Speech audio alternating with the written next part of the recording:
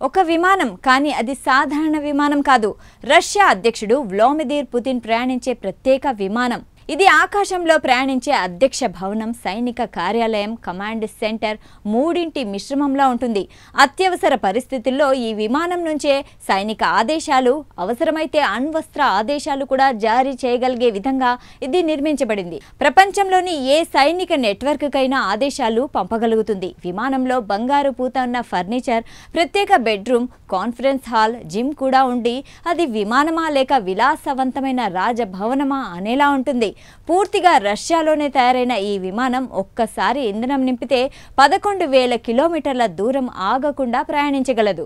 ప్రపంచ నేతలు American Boeing, European air బస్లపై ఆధారపడుతుండగా పుతిన్ మాత్రం స్వదేశీ టెక్నాలజీతో ఉపయోగిస్తున్నారని తెలిస్తే ఇది కేవలం ప్రయాణం కాదు, రష్యా సాంకేతిక శక్తిని ప్రపంచానికి చూపించే ప్రతీక అని అనిపించడం లేదా? ఇప్పుడు చెప్పండి, ఇది నిజంగా ఒక విమానమైనా లేక ఎగిరే కోటనా? ఇది ఒక విమానం కాదు, రష్యా శక్తి, భద్రత, ప్రతిష్టల సమ్మేళనం.